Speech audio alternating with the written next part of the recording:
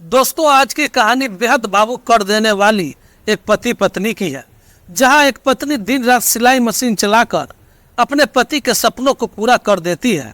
उसे डीएम तक बनने में मदद करती है, यानी कि कलेक्टर बना देती है।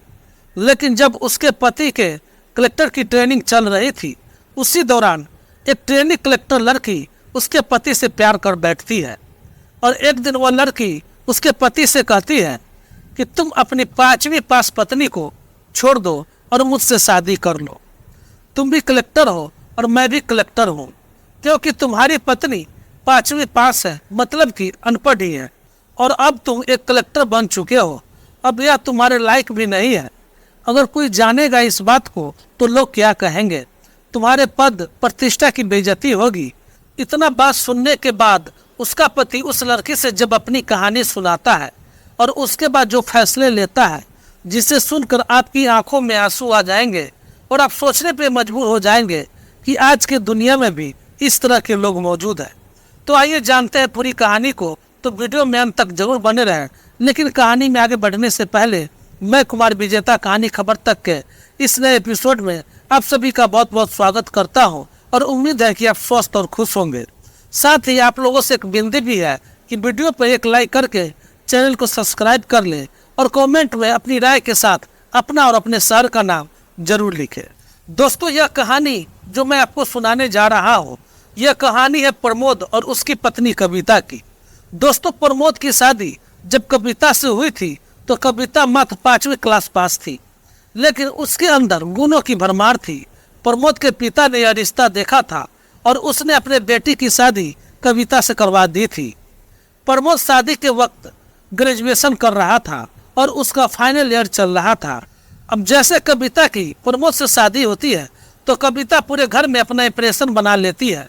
वह सभी का दिल अपने प्यार से जीत लेती है और उनके सभी कामों को अच्छी तरह से किया करती है।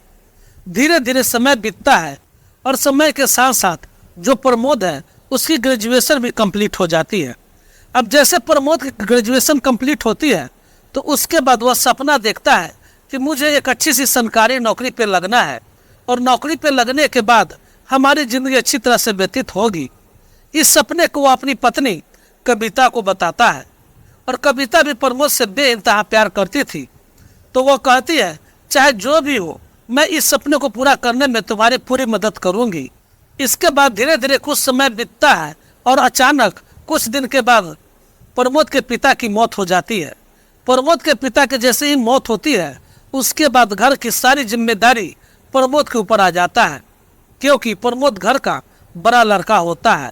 उसके घर में उसका एक छोटा भाई, एक छोटी बहन थी, जिनकी जिम्मेदारी अब उसी को निभानी थी।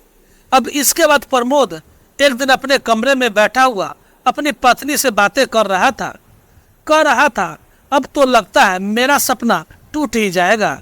लेकिन तभी जो कविता होती है, जो उसकी पत्नी है, वह उसको हिम्मत बनाती है और कहती है कि आप अपने सपने की तरफ ध्यान दीजिए, बाकी घर परिवार की जिम्मेदारी आप मुझ पर छोड़ दीजिए। अब इस बात को सुनने के बाद प्रमोद कहता है कि तुम घर परिवार को कैसे संभालोगी और किस तरह से तुम घर की जिम्मेदारी को उठा सकती हो। उसके बाद जो कविता उससे कहती है कि कोई बात नहीं, मैं पढ़ी लिखी नहीं हूँ, लेकिन मुझे एक काम बहुत अच्छी तरह से आता है। उसके बाद प्रमोद पूछता है कि क्या काम तुम्हें अच्छी तरह से आता है। तो कविता बताती है कि मैं अच्छे से कपड़े सिल लेती हूँ और मेरे माता पिता ने मुझे दहेज में सिलाई मशीन भी दी है, तो मैं कपड़ों की सिलाई किया करूँगी और घर का भरण पोषण अच्छी तरह से कर लूँगी। आप केवल अपने सपनों को पूरा करने पर ध्यान दो। फिर क्या था, कविता दूसरे दिन से कपड़ों की सिलाई करना स्टार्ट कर देती है। धीरे धीरे समय बीतता है। प्रमोद अपना पढ़ाई पूरी लगन और मेहनत से करते रहता है और कविता कपड़ों की सिलाई किया करती है। साथ में उसके परिवार को भी अच्छी तरह से चला रही थी। कविता अपनी सास का भी ख्याल बहुत अच्छी तरह से रखा करती है और उसका पति जब देर रात तक पढ़ा करता तो वह उसके लिए भी चाय बनाकर दिया करती है। वह पूरी रात में 5 घंटे ही सोया करती थी और कभी कभी तो वह सिलाई मशीन पर सर रख कर सो जाया करती थी। इधर जो प्रमोद था वह अपनी पत्नी से बेइंतहा प्यार किया करता था, क्योंकि उसने उसके परिवार को अच्छी तरह से संभाल लिया था और प्रमोद को आगे की पढ़ाई करने के लिए टाइम दिया था। लेकिन यह बात कहीं ना कहीं उसको खटक रही थी। उसके मन में अंदर अंदर यह सोच चल रहा था कि मेरी पत्नी इतनी मेहनत कर रही है और मैं आराम से बैठा बैठा इन किताबों को पढ़ता रहता हूँ। इसी कारण दोस्तों वह सोचता है क्यों न पहले कोई और छोटी मोटी नौकरी कर ली जाए, उसके बाद बड़ी नौकरी की तैयारी कर लूँगा। उसके बाद एक फॉर्म निकलता है ग्राम सेवक का। उस ग्राम सेवक को फॉर्म को लेकर वह अपने पत्नी के पास आता है और उससे बताता है कि मैं इस फॉर्म को भरना चाहता हूँ और इसमें आसानी से मैं पास कर जाऊँगा और मेरी सरकारी नौकरी लग जाएगी। अब इसके बाद उसकी पत्नी जो ज़्यादा पढ़ी लिखी नहीं है, वह अपने पति से पूछती है कि क्या यह वही नौकरी है जिसका फॉर्म आप लेकर आए हैं, जिसको आप हासिल करना चाहते हो। उसके बाद प्रमोद कहता है यह वह नौकरी तो नहीं है, लेकिन अभी परिवार की परिस्थितियों को देखते हुए मुझे यह नौकरी करनी होगी। बाद में मैं अपनी बड़ी नौकरी की भी तैयारी कर लूँगा। अब इस बात को सुनने के बाद उसकी पत्नी के चेहरे पे थोड़ा गुस्सा आ जाता है और वह उससे कहती है कि आप ऐसा मत करो, मैं तुमसे कह रही हूँ कि परिवार की देखभाल मैं अच्छी तरह से कर लूँगी, तुम केवल अपनी पढ़ाई पर फोकस करो। और कौन सी नौकरी है जिसको तुम प्राप्त करना चाहते हो। उसके बाद प्रमोद उसे बताता है कि वैसे तो मैं यूपीएससी क्लियर करना चाहता हूँ, लेकिन मैं सोच रहा था कि उससे पहले मैं इस नौकरी को कर लूँ और नौकरी को करते हुए मैं उसकी तैयारी कर लूँगा और मैं फिर यूपीएससी को भी क्लियर कर लूँगा। लेकिन जो उसकी पत्नी कविता उसे साफ साफ मना कर देती है कि इस नौकरी करने की कोई ज़रूरत नहीं है और वह कहती है तुम्हें उसी नौकरी की तैयारी करनी है और उसी नौकरी को हासिल करना है जिसके तुमने सपने देखे हो। अब घर की जिम्मेवारी आप मुझ पर छोड़ दीजिए और दिन रात अपने आप को झोंक कर कड़ी मेहनत कीजिए ताकि आप उस नौकरी को अच्छी तरह से प्राप्त कर सके। इसके बाद प्रमोद भी अपनी पत्नी की बात से सहमत होता है और वह उस फॉर्म को भरने का इरादा अपने मन से त्याग देता है। प्रमोद दिन रात मेहनत करता है और अपनी तैयारी में लगा रहता है। इधर उसकी पत्नी भी दिन रात मेहनत करके घर की सारी जिम्मेदारी संभाले रहती है। धीरे धीरे समय बीतता है। समय के साथ साथ 3 साल बाद प्रमोद का यूपीएससी एग्जाम क्लियर हो जाता है। अब जैसे ही उसका एग्जाम क्लियर हुआ था और ये बात जैसे उसकी पत्नी को पता चलती है, उसके बाद उसकी पत्नी सारे गांव में मिठाइयाँ बांटती है, खुशियाँ मनाती है, क्योंकि उसका पति जिस मुकाम को हासिल करना चाहता था वह उस मुकाम को हासिल कर लिया था। इसके बाद प्रमोद का ट्रेनिंग का टाइम हो जाता है और ट्रेनिंग के समय में प्रमोद अपनी पत्नी कविता से कहता है कि कविता तुम भी मेरे साथ चलो, वहीं पे मेरे साथ रहना। लेकिन उसकी पत्नी साफ उसे मना कर देती है, कहती है कि अभी भी तुम्हारे परिवार की जिम्मेदारी मेरे ऊपर है और जब तक तुम्हारी ट्रेनिंग पूरी नहीं हो जाती तब तक मैं तुम्हारे परिवार की जिम्मेदारी बखूबी निभाऊंगी। और अगर मैं तुम्हारे साथ वहाँ पर चली गई तो यहाँ घर को, माँ को कौन देखेगा, कौन संभालेगा। इसी वजह से मैं तुम्हारे साथ नहीं चल सकती। तुम जाओ, कुछ दिनों की ही तो बात है और कुछ दिनों में जब तुम्हारी ट्रेनिंग कंप्लीट हो जाएगी और जैसे ही तुम्हारी ट्रेनिंग कंप्लीट होगी तो उसके बाद हम विदेश देश घूमने जाएंगे। क्योंकि शादी के समय पे ही कविता ने प्रमोद को बता दिया था कि उसका सपना है कि वो एक बार हवाई जहाज में बैठना चाहती है। इसके बाद प्रमोद ट्रेनिंग के लिए चला जाता है और वहाँ पर अपनी ट्रेनिंग को कंप्लीट करने लगता है। प्रमोद के साथ एक और लड़की ट्रेनिंग किया करती थी जिसका नाम था पूजा। अब पूजा और प्रमोद दोनों साथ में ट्रेनिंग कर रहे थे, लेकिन पूजा मन ही मन प्रमोद को पसंद करने लगती है, क्योंकि पूजा ने जब प्रमोद को देखा था तो देखते ही उसे पसंद कर ली थी। अब धीरे धीरे जैसे उसे प्रमोद के बारे में पता चलता है कि प्रमोद शादीशुदा है और उसकी एक पत्नी भी है, तो इसके बाद वह अपने मन को समझाने की कोशिश करती है और धीरे धीरे कुछ दिन और बीत जाते हैं। लेकिन दोस्तों, जो पूजा का दिल था वो प्रमोद पर आ चुका था। अब जैसे ही प्रमोद की ट्रेनिंग कंप्लीट होने वाली थी तो उसी दौरान पूजा एक दिन ट्रेनिंग सेंटर के कैंटीन में प्रमोद को बुलाती है और अपने दिल की बात प्रमोद से बताती है और उससे अपने प्यार का इजहार कर देती है।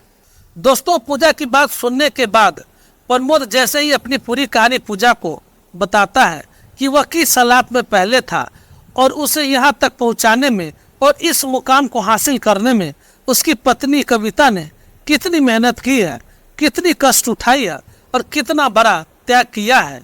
और फिर प्रमोद कहता है मैं तुमसे क्या, दुनिया की किसी भी लड़की से शादी करना तो दूर की बात है, मैं किसी दूसरी लड़की के बारे में सोच भी नहीं सकता। प्रमोद से उसके पत्नी की कहानी सुनने के बाद पूजा की आंखों में आंसू छलकने लगते हैं और वह हाथ जोड़कर प्रमोद से माफी मांगती है और कहती है कि प्रमोद, तुम्हारी पत्नी देवी है और उस देवी का साथ कभी मत छोड़ना। क्योंकि पूजा भी एक महिला थी और वह समझ सकती थी इस बात को कि इतना कुछ अपने परिवार के लिए शायद ही कोई महिला कर पाए। उसने केवल अपने पति के लिए ही नहीं, अपने परिवार को खुशियों के लिए भी त्याग की थी। वह चाहती तो अपने पति के साथ वहां पर ट्रेनिंग पर जा सकती थी, लेकिन उसने अपने पति से मना कर दिया। दोस्तों, लेकिन प्रमोद के जीवन में एक और अभी तूफान आने वाला था, जिसकी कल्पना वो कर भी नहीं सकता था। खैर, धीरे धीरे कुछ समय और बीतता है और समय के साथ साथ प्रमोद की ट्रेनिंग भी कंप्लीट हो जाती है। अब जैसे ही प्रमोद की ट्रेनिंग कंप्लीट हुई थी तो उसके बाद प्रमोद की पोस्टिंग एक शहर में हो जाती है और वहाँ जल्द से जल्द जाकर उसे चार्ज संभालने के लिए कहा जाता है। तो इसके बाद प्रमोद फोन कर अपनी पत्नी को इस बात की, इस चीज़ों के बारे में बताता है। कहता है कि कविता, मेरी पोस्टिंग हो गई है और मुझे ट्रेनिंग से सीधा पोस्टिंग के लिए ही जाना पड़ेगा। उसके बाद प्रमोद वहाँ जाकर जैसे ही चार्ज संभालता है तभी उसके पास उसकी माँ का फ़ोन आता है और वो फ़ोन पर प्रमोद को कुछ ऐसा बताती है जिससे सुनने के बाद प्रमोद की आंखों से आंसू निकलने लगते हैं। दोस्तों, प्रमोद की माँ ने प्रमोद को बताया था कि तुम्हारी पत्नी कविता को अचानक सीने में बहुत तेज दर्द होने लगा।